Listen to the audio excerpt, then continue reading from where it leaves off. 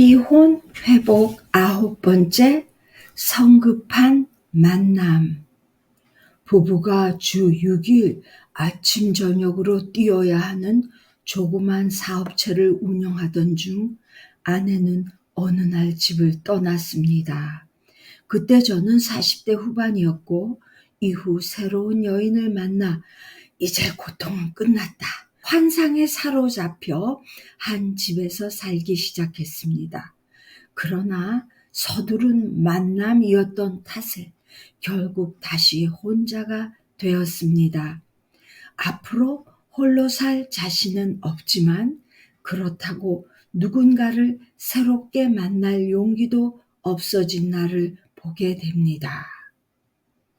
지나간 결혼 생활이 행복하지 않았더라도 시간이 흐르면서 사회적인 고립, 경제적인 고달픔, 또 자녀 양육의 어려움, 이성에 대한 미련 등으로 인해 새로운 만남을 추구하게 됩니다.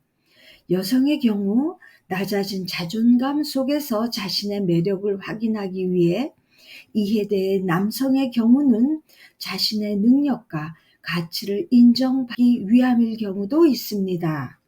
그러나 재혼의 실패율이 85%라는 점을 고려해야 하며 성공적 재혼에 이르는 길은 신중하고 기도하는 자세가 필요할 것입니다.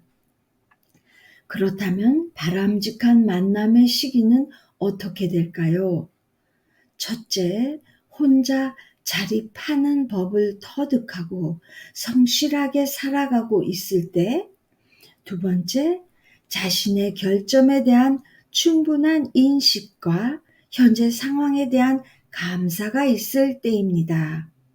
마지막으로 결혼 생활 기간을 대략 3이나 4로 나눈 만큼의 기간이 지난 뒤인데, 예를 들면 만약에 결혼 생활이 12년이었다고 한다면 한 3년이나 4년 후가 된 시점이 되겠습니다. 자, 성공적 만남의 원칙을 본다면 뭐가 될까요? 첫째, 기도로 시작하기입니다. 토니 에반스 목사님은 하나님을 먼저 찾을 때 그가 배우자를 찾아 주실 것을 믿고 기도로 준비해야 한다. 재혼은 초혼보다 자녀, 전 배우자, 가족 등 더 많은 관계로 얽히는 만큼 그만큼 더 많은 기도가 필요하게 됩니다. 자, 둘째, 주위 사람으로부터 조언을 구하는 것입니다. 적합하다고 생각되는 상대가 생겼을 때는 신뢰할 만한 사람의 의견을 들어야 합니다. 상대가 전 배우자와 비슷한 성품을 가진 사람인지 고려하면서 익숙함에 끌리는 성향을 경계해야 합니다. 이혼 회복 프로그램과 같은 여러 사람이 모이는 모임에 참석하여 다른 사람과의 관계를 관찰하는 것도 좋은 방법이 될 것입니다. 셋째, 올바른 관계의 척도는 만남이 시작된 후 다음 두 가지 질문을 스스로에게 해보는 것입니다. 하나님께 더 가까워지고 있는가? 그리고 나에 대한 자존감이 높아지고 있는가? 두 질문 중 하나에 아니오라고 답이 된다면 홀로 서기에 우선 초점을 맞추어야 합니다. 다음으로 전 배우자와의 관계에 대해서 한번 돌아보겠습니다. 만약에 전 배우자가 재혼하지 않고 있다면 화해의 가능성이 있는 만큼 새로운 배우자와의 교제를 삼가해야 합니다.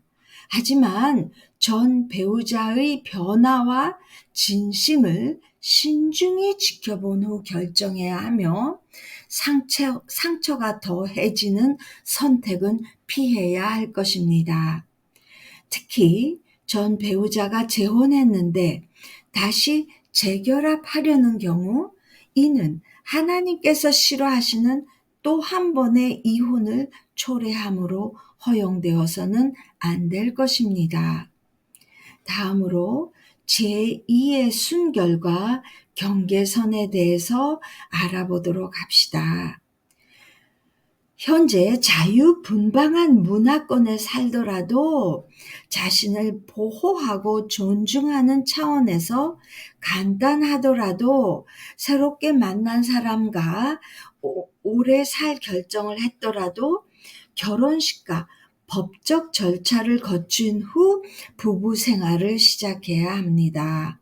결혼 없이 부부 관계를 맺는 것은 성경에서 말하는 음행으로 규정될 것이며 영적, 정서적 혼란을 초래할 수 있기 때문입니다.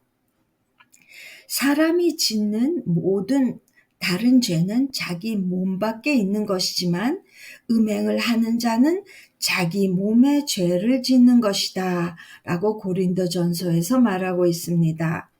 자, 다시 한번 홀로서기에 대해서 생각해 봅시다. 혼자됨을 기회로 삼아 삶의 목적에 집중하는 것입니다. 사랑의 5가지 언어의 저자인 게리 채프먼 박사는 이렇게 말했습니다.